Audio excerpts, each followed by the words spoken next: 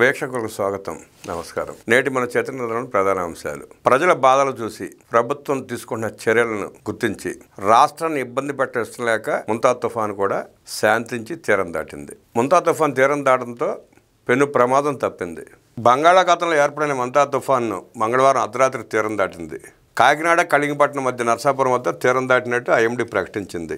మంగళవారం రాత్రి 11:30 నుంచి 12:30 మధ్యలో తీరం దాటినట్టు వాతావరణ శాఖ స్పష్టం చేసింది. దీంతో భూభాగంపై ముంతాజ్ తుఫాను బలహీనపడనుంది. తీరం దాటే సమయంలో గంటకు 90 నుంచి 100 కిలోమీటర్ల వేగంతో తీర ప్రాంత జిల్లాల్లో భారీ గాలులు వీచాయి. బుధవారం శ్రీకాకుళం, విజయనగరం, మన్యం, అల్లూరి, విశాఖ, అనకాపల్లి, ఏలూరు, కృష్ణా, ఎన్టీఆర్, గుంటూరు, బాపట్ల, పల్నాడు జిల్లాల్లో అక్కడక్కడ భారీ వర్షాలు కురిసే అవకాశం ఉన్నట్టు ఏపీ విపత్తుల నిర్వహణ సంస్థ ఎండీ ప్రఖర్ జైన్ ప్రకటించారు.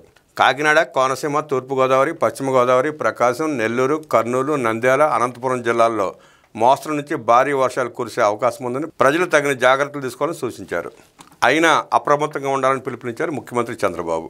ముంతాజ్ తుఫాన్ తీరం దాకిన నేపథ్యంలో ప్రజలు, అధికారులు, యంత్రాంగం మొత్తం ఇప్పుడే అప్రమత్తంగా ఉండాలని ముఖ్యమంత్రి చంద్రబాబు సూచించారు. తుఫాన్ అనంతరం పరిణామాల్లో అదే జాగ్రత్తలు తీసుకుని నష్టాలు సంభవించకుండా జాగ్రత్త పడాలని సూచించారు. ముంతాజ్ ప్రభావంపై సీఎం చంద్రబాబు అధికారులతో వరుసగా సమీక్షలు నిర్వహించారు. మంగళవారం ఉదయం నుంచి రాత్రి వరకు విరామం లేకుండా పరిస్థితిని సమీక్షిస్తున్నారు. 2 సార్లు ఆర్టీజీ సెంటర్ నుంచి 2 సార్లు టెలికాన్ఫరెన్స్లతో సమీక్షలు నిర్వహించారు. చివరిగా ఆర్టీజీ సెంటర్ నుంచి అర్ధరాత్రి సమీక్షించి రియల్ టైంలో తగు సూచనలు జారీ చేశారు. చెట్ల తొలగింపు, సబ్స్టేషన్లలో సమస్యలు తక్షణం పరిష్కారమయ్యేలా కసరత్తు చేయాలని అధికారులకు సూచించారు. సీసీ కెమెరాల ద్వారా క్షేత్రస్థాయిలో పరిస్థితిని నిరంతరం పర్యవేక్షించారు. సీఎం చంద్రబాబుతో పాటు ఆర్టీజీఎస్ కేంద్రంలో మంత్రులు నారా లోకేష్, వంగలపూడి అనిత, నారాయణ ఉన్నారు. ఆర్టీజీ సెంటర్ నుంచి వర్ష ప్రభావిత జిల్లాల్లో మంత్రులు, అధికారులతో ఎప్పటికప్పుడు మాట్లాడుతూ ఏపీకి పెనుముప్పు వాటిల్లకుండా తగు జాగ్రత్తలు తీసుకున్నారు. ఇక ఏపీలోని తుఫాన్ పరిస్థితిపై సీఎంకు కేంద్ర మంత్రి అశ్విని వైష్ణవ్ ఫోన్ చేసి మాట్లాడారు. పలు వివరాలు అడిగి తెలుసుకున్నారు.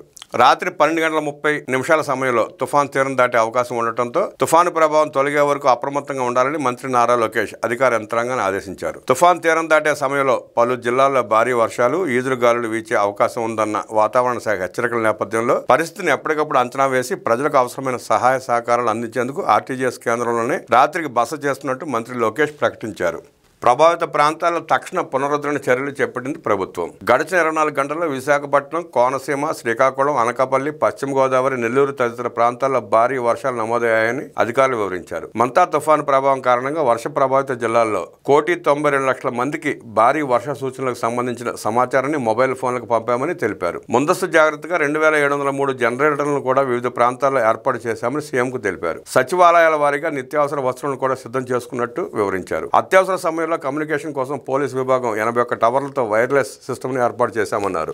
జేసీబీలు, యంత్ర పరికరాలను కూడా యాప్ ద్వారా పర్యవేక్షిస్తున్నట్టు సీఎంకు వివరించారు. దీనిపై స్పందించిన సీఎం పశువులకు కావాల్సిన గ్రాసం కూడా సిద్ధంగా ఉంచాలని సూచించారు. డ్రోన్ల ద్వారా ముంపు ప్రాంతాన్ని, చెట్లు, టవర్లు, హోర్డింగ్లు పడిపోయిన ప్రాంతాలను గుర్తించి తక్షణం పునరుద్ధరణ చర్యలు చేపట్టాలని సీఎం ఆదేశించారు. వర్ష ప్రభావంతో ఇప్పటివరకు 43,000 హెక్టార్ల పంట నీట మునిగిందని అధికారులు తెలిపారు. కోనసీమ, ప్రకాశం, నంద్యాల, కడప, తూర్పుగోదావరి జిల్లాల్లో పంట నీట మునిగిందని సీఎంకు వివరించారు. అయితే పంట నష్టం వివరాలను రైతులు కూడా పంపేలా వ్యవసాయ శాఖ రూపొందించిన యాప్లో మార్పులు చేర్పులు చేయాలని ముఖ్యమంత్రి సూచించారు. తుఫాను కారణంగా రోడ్లపై చెట్లు, విద్యుత్ స్తంభాలు, రోడ్ల ధ్వంసం వంటివి జరిగితే ఓళ్ల మధ్య రాకపోకలకు ఇబ్బంది అవుతుందని, అలాంటి పరిస్థితి రాకుండా చూడాలని ఉప ముఖ్యమంత్రి పవన్ కళ్యాణ్ అధికారులను ఆదేశించారు. జిల్లా కలెక్టర్లు, ఎస్పీలు క్షేత్రస్థాయి యంత్రాంగంతో ఎప్పటికప్పుడు మాట్లాడుతున్నామని, అందరూ ఫీల్డ్లో ఉన్నారని మంత్రి నారా లోకేష్ సీఎంకు వివరించారు.